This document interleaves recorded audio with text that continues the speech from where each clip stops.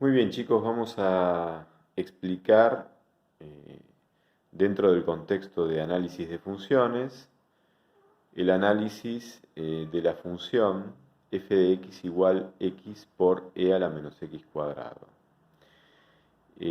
Voy a hacer una serie de observaciones para que se agilice el análisis y la comprensión del mismo y la comprensión a su vez del gráfico de la función que va a inferirse a partir del análisis que hagamos.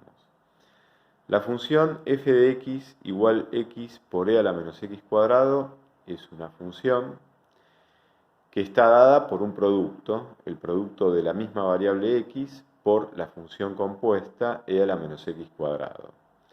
Lo que podemos decir es que tanto x como e a la menos x cuadrado son funciones continuas.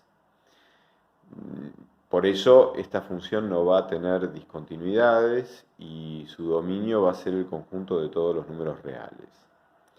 Una vez que nosotros ya sabemos cuál es el dominio y sabemos que no hay discontinuidades, entonces lo que podemos hacer es directamente calcular los ceros. Para calcular los ceros de la función, igualamos, como siempre, cualquier función a cero cuando queremos calcular los ceros de dicha función y vamos a observar, y eso es lo que marco, que e a la menos x cuadrado es una función que siempre es mayor que cero. No hay manera, no hay ningún valor de x para el cual e a la menos x cuadrado dé por resultado un número negativo o dé por resultado el número cero. E a la menos x cuadrado siempre es mayor que cero. Con lo cual, si el producto de x por e a la menos x cuadrado da 0, es porque x tiene que ser necesariamente 0. Con lo cual, el eje x tiene como única raíz para la función x igual a 0. Eso significa que se subdivide en dos intervalos, menos infinito 0 y 0 más infinito. Claro, en menos infinito 0, x es negativo. Con lo cual el signo de la función, el signo de x por e a la menos x cuadrado, va a coincidir directamente con el signo de x. Porque e a la menos x cuadrado siempre es positivo. Así que si x es negativo, me va a dar menos por más, que es el signo de e a la menos x cuadrado, y eso me va a dar menos. Y si x es positivo, el producto me va a dar más por más, o sea, me va a dar más. O sea que en realidad el signo de la función coincide con el signo de x. Así que tenemos dos intervalos. El intervalo menos infinito 0 es el intervalo de negatividad y el intervalo 0 más infinito es el intervalo de positividad. Una vez que esto lo calculamos, pasamos directamente a la derivada. Para poder derivar hay que tener presente que esto es un producto y que a su vez e a la menos x cuadrado es una función compuesta. Entonces la derivada es la derivada de x, que es 1, por e a la menos x cuadrado sin derivar, más x sin derivar por la derivada de e a la menos x cuadrado, que es e a la menos x cuadrado, por la derivada del exponente, el exponente es menos x cuadrado, cuya derivada es menos 2x. Sacando factor común e a la menos x cuadrado, queda que la derivada es igual a e a la menos x cuadrado por, entre paréntesis, 1 menos 2x cuadrado. Nuevamente yo remarco que e a la menos x cuadrado es positivo, porque ¿qué es lo que vamos a hacer a partir de la derivada? Calcular lo que se denominan los puntos críticos, en especial los puntos críticos que constituyen los ceros de la derivada. Si la derivada es un producto, el producto de e a la menos x cuadrado por el paréntesis 1 menos 2 por x cuadrado, y e a la menos x cuadrado siempre es mayor que 0, no queda otra alternativa más que si la derivada es 0 es porque el paréntesis 1 menos 2x cuadrado es necesariamente nulo. Pero 1 menos 2x cuadrado es en realidad la expresión de una función cuadrática que tiene coeficiente de grado igual a menos 2. Eso nos está indicando que la concavidad va a ser negativa, es decir, que la parábola va a apuntar hacia abajo.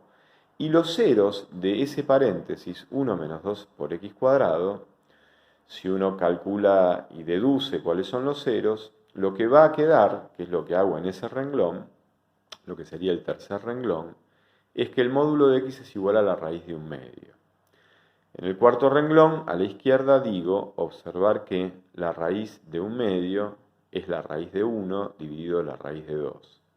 La raíz de 1 es 1, me queda 1 dividido raíz de 2, y puedo multiplicar y dividir por la raíz de 2, o sea que en el fondo estoy multiplicando por 1, no estoy modificando el número que debe quedar, pero si yo multiplico numerador por numerador y denominador por denominador, me va a quedar 1 por raíz de 2, que me da raíz de 2, y raíz de 2 por raíz de 2 es precisamente raíz de 2 al cuadrado, y eso por definición es 2. O sea que en el fondo el módulo de x tiene que ser raíz de 2 sobre 2. Este proceso último se conoce desde la escuela como racionalización. Entonces, los ceros de la derivada son x igual a menos raíz de 2 sobre 2 y x igual a más raíz de 2 sobre 2.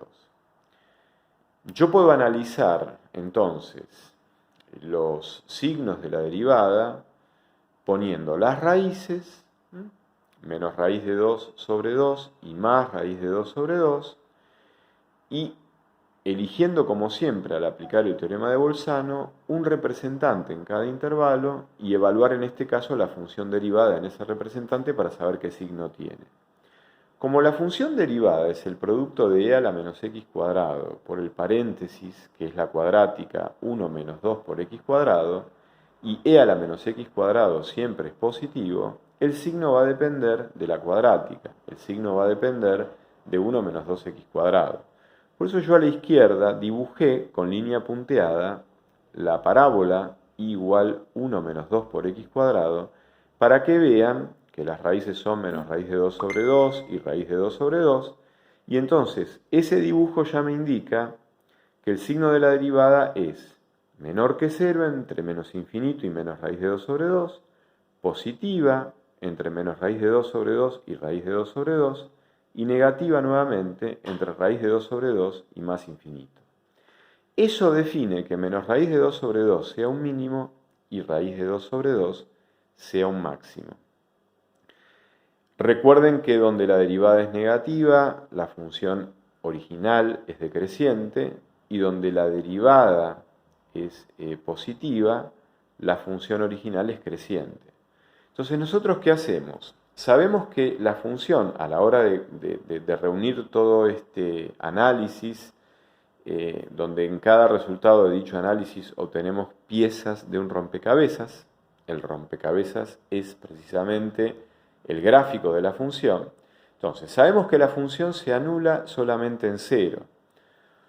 Y sabemos que en menos raíz de 2 sobre 2 hay un mínimo, en más raíz de 2 sobre 2 hay un máximo. A su vez, entre menos infinito y 0 la función es negativa, y entre 0 y más infinito la función es positiva. Entonces, seguramente, en el mínimo menos raíz de 2 sobre 2, la función toma un valor negativo. Y en el máximo, más raíz de 2 sobre 2, la función toma un valor positivo. Bueno, eso ya me sirve para indicar, con la concavidad del mínimo y la concavidad del máximo, haciendo pasar por 0 la función, porque es el único 0 que la función tiene, es la única raíz. Bueno, lo que queda es ese gráfico que yo dibujo ahí. Lo que quizás falta explicar es por qué la función tiene una asíntota horizontal en i igual a 0. Ustedes fíjense que, por ejemplo, si nosotros tomamos menos raíz de 2 sobre 2, donde la función tiene un mínimo, bueno, a la izquierda de menos raíz de 2 sobre 2, la derivada es negativa. ¿Eso qué significa? Que a la izquierda de menos raíz de 2 sobre 2, la función original es decreciente. Ahora, va a ser decreciente entre menos infinito y menos raíz de 2 sobre 2. Entonces yo tengo que dibujar un trazo decreciente que viene desde el menos infinito, llega a menos raíz de 2 sobre 2, ahí se estabiliza en el mínimo y luego, para que haya mínimo, la función empieza a crecer. Pero si yo miro con la imaginación desde menos infinito, cuando yo prolongo decrecientemente el trazo desde menos raíz de 2 sobre 2 hacia menos infinito, lo que voy a hacer es justamente ir aproximándome al eje X progresivamente. Ahora, no lo puedo tocar porque si yo lo tocara, entonces yo representaría una nueva raíz para la función. Pero la función toca al eje X solamente en X igual a 0. Entonces, esa prolongación del gráfico hacia la izquierda, imaginariamente, hacia menos infinito, es un trazo que tiene justamente la condición de que es un trazo decreciente y que se va aproximando hacia la izquierda al eje X progresivamente sin tocarlo. Del mismo modo, si yo miro a la derecha de raíz de 2 sobre 2, en los signos de la derivada es negativa desde raíz de 2 sobre 2 en adelante. Entonces, una vez que la función alcanza el máximo en raíz de 2 sobre 2, tiene que decrecer. Y tiene que decrecer indefinidamente hacia más infinito, es decir, con x tendiendo a más infinito, la función seguirá decreciendo indefinidamente. Ahora, decrecer significa descender, significa bajar. Desde el máximo que toma en raíz de 2 sobre 2, ahí empieza a descender, porque si ustedes miran, la derivada es negativa desde raíz de 2 sobre 2 en adelante. Entonces la función que toma el máximo en raíz de 2 sobre 2 se hace decreciente indefinidamente cuando x tiende a más infinito. Ahora, si decrece, es decir, si desciende, ¿hasta dónde desciende? Bueno, va a descender progresivamente y se va a estabilizar en la asíntota que coincide con el eje x, cuya ecuación es igual a 0, porque en el fondo, si ustedes miran, la función es x por e a la menos x cuadrado. Ese signo negativo que tiene el exponente menos x cuadrado nos hace pensar que la función podría escribirse como un cociente, el cociente x sobre e a la x cuadrado. Bueno, e a la x cuadrado, cuando x tiende a menos infinito o cuando x tiende a más infinito, x cuadrado tiende a más infinito. Y e a la x cuadrado, en el denominador, tiende a más infinito. Y tiende a más infinito mucho más rápidamente que x.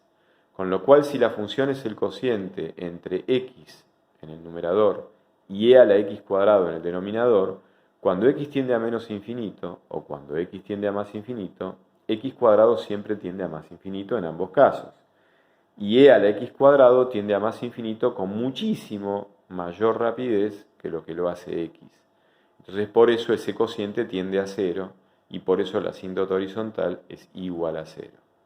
Bueno, este es un ejemplo donde el análisis de función justamente deriva y está al servicio de poder graficar la función original.